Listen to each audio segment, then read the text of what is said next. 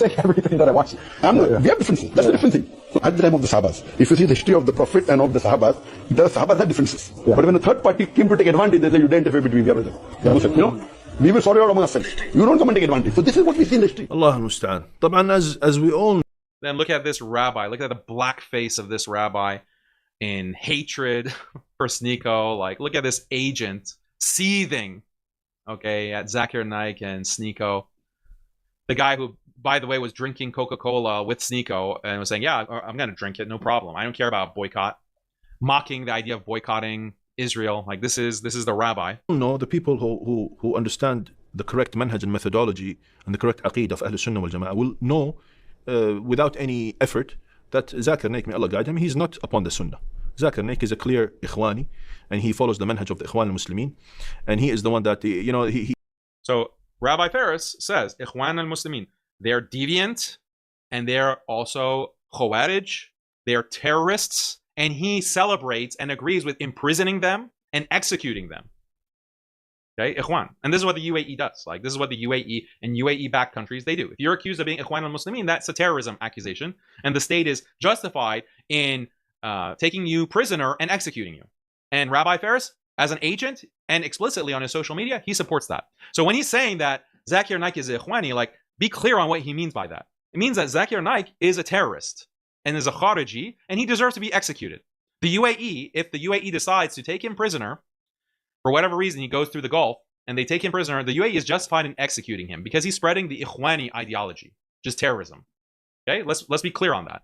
That's the same position of Modi, by the way. It's the same position of the BJP and the Hindutva party of India, and that's why Zakir Naik is in exile. That's why Modi, these Hindus, confiscated Zakir Naik's entire Dawah operation, shut down his offices, took his wealth, took his home, took his property, okay, stole it from him, and he's in exile because they're going to imprison him and potentially execute him. And who's, you know, allied with Hindutva and rolls out the red carpet for Modi and licks his boots? It's none other than MBZ and these Emiratis. Okay? And Rabbi Ferris by proxy. They have this approach of, let's forget our differences, even if they're core differences in aqeedah and anything, but we'll unite on whatever we agree on. This is what he is saying. Also in this maqta, in this video, in this clip, he said that we have a bigger enemy and we have to put aside our differences. I ask, this is something that is very problematic, and I believe his statements are contradictory. Because why should, to begin with, of course, this is just the tip, the beginning. To begin with, why should we put aside our differences to fight a third enemy? What is it, you tell me? It's oppression, right? It's oppression against us that made us overlook some of the differences and unite with someone that we disagree with to fight that oppression that is against our people. Okay, so oppression should be stopped. This is what you're saying, and we should not let go of oppression. Okay, so what about the Rafida and their oppression to Ahl Sunnah wal Jama'ah? Why did that not move anything in you and say, no, this is also an oppression and we have to unite against the Rafida? By your logic, we have to stand against the Rafida because they've killed more people than the Zionists. So the same line that Uthman uses, like, they're spamming this.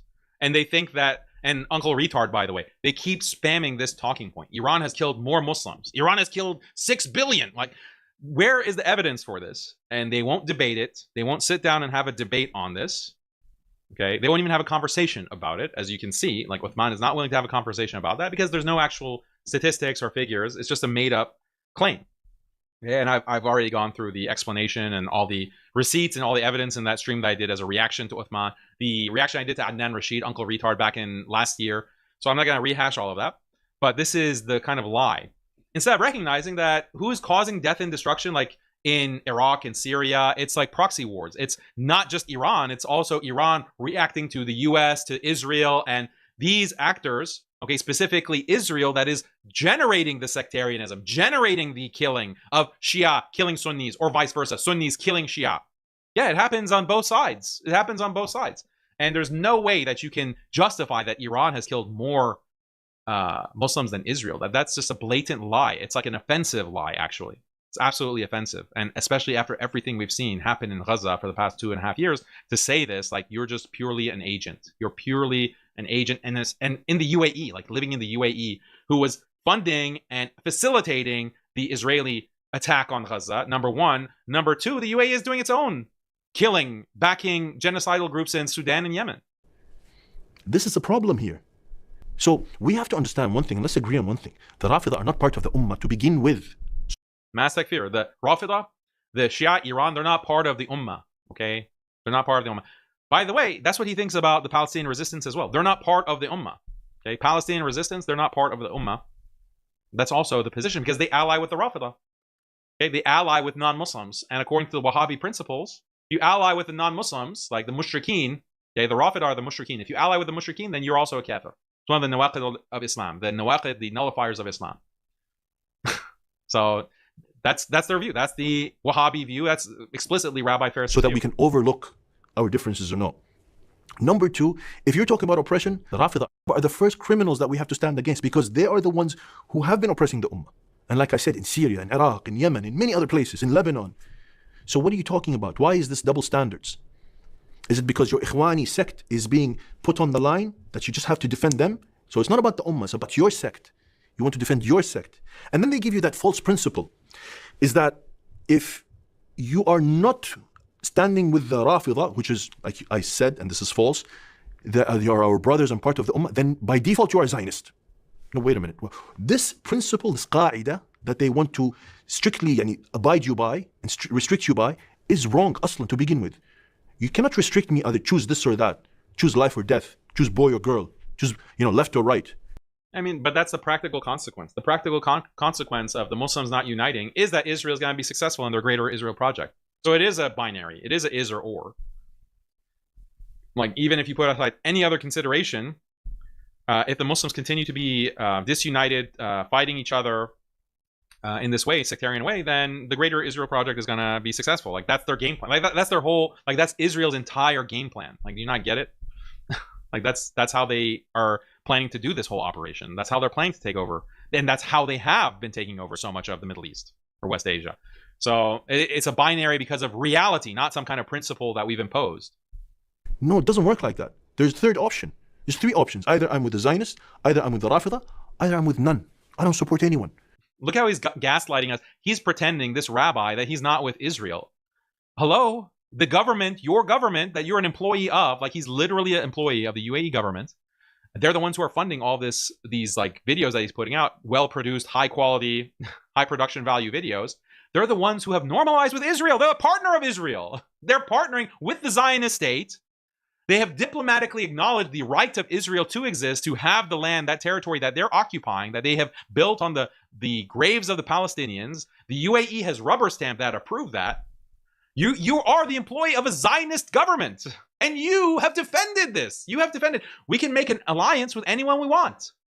We can make an alliance. The Wali al-Amr is justified in making an alliance with Israel, no problem. And who are you to as a Muslim critic, to say otherwise, to criticize the ruler? How dare you? That's your position, Rabbi Ferris. So why are you pretending to be neutral? Look at the level of gaslighting from this clown. And this is the mawqif, the stance of Ahlus Sunnah wal Jama'ah. We don't stand with any oppressors, not the Zionist, not the Rafida. Sometimes Allah Azza wa Jal would put two people that we disagree on against one another. We don't support any of them.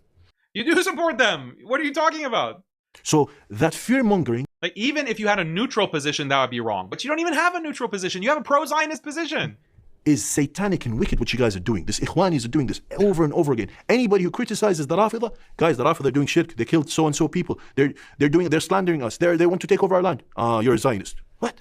No, I'm not. But they're oppressing me. How can you say that?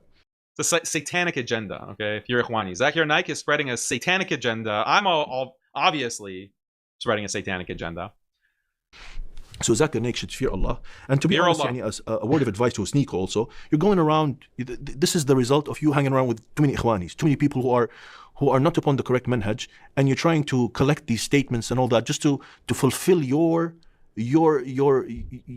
trying to stance and opinion about this matter. This is a very big political matter. Before you were even Muslim, there's a big long history with the Rafida. You should really educate yourself before you talk. This is a calamity today. Anybody with a camera and with a bit of a public appearance, they want to come and talk about every single thing that happens in the world.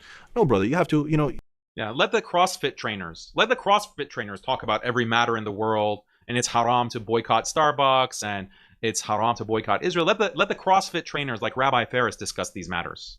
Not everyone with a camera should be able to talk.